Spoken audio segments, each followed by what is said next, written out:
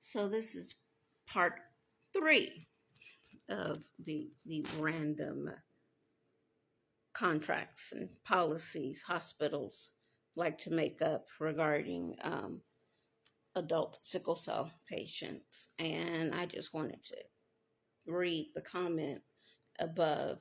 This is insane. I had to sign similar to this in outpatient with my former hematologist. I bet no cancer patient had to sign this. You damn Skippy. No, a cancer patient did not have to sign this. No one had to sign this. It was specifically geared towards adult sickle cell patients, as the title of said document was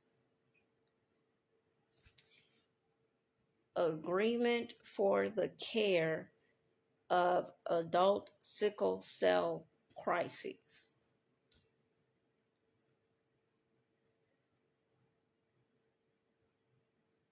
Like, so what, the general paperwork that we fill out when we're admitted, that doesn't count. That doesn't cover us. Okay. Back to the story. So as I shared in part 2, uh, waking up, 2 nurses handing me little cups of pills and swearing up and down that it was my doctor. My doctor must have called in the middle of the night. My doctor, who at the time had a toddler and a pregnant wife, he just randomly woke up at 1 o'clock in the morning and was like, Marissa Coors, I don't like her medication. Let me call the nurse. Come on now. No, no, hell no, and no. And so, um, again, that's another fight, another back and forth, and having to manage and play HR. I mean, it's exhausting. But once I realized that it was my nurses who were causing this craziness and chaos, um, that really was one of the major events in my adult life that I can say hurt hurt doesn't even begin to even like describe how I I felt. But hurt, um, I no longer trusted the staff. Um, I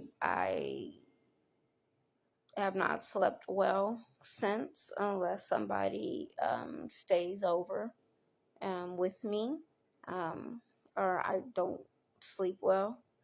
I don't sleep past 2-3 hours at a time, because one of the major things was, well, you were asleep, and we tried to wake you up, and you were knocked out for like 5 hours. And so, we just felt that maybe you were sedated. I sleep through earthquakes. It's written in my chart. Patient is a sound sleeper. Touch patient, say their name, have them respond to you. You all knew all of this about me and my sleeping habits, and yet you used the fact that my pain was finally under enough control that I could actually get some real sleep. You weaponized that against me so that you could change my care plan. And the thing that really trips me out is that they always want to say how it's the same thing. If you put it under your tongue, it has the same effect. It's the same medication. It works in the exact same amount of time. And let's talk about that. The fact that the route with which said medication is given tells you off the rip it's not the same. If one is given via IV, the other is swallowed, the third is put under your tongue, or if it has to be put into your muscle, that's three. No, I'm sorry. Tongue, swallow, IV, muscle. Oh, if you have to push it up your nose, that's 5 different routes. That's 5 different rates of absorption. That's 5 different ways that the body has to uh, take on said medication. It is not the same, and it doesn't work the same. And they know this, and yet this is what they do, and it's awful. But back to my story. Um, about 6 months after this initial um, event happened, all of a sudden I came to the hospital, and it was like everything was cool. Everything was cool. No one had ever heard of this little contract. No one knew anything about it. It was like I went through a time machine. And I thought to myself, gosh, this is so amazing that they realized that what they did was wrong.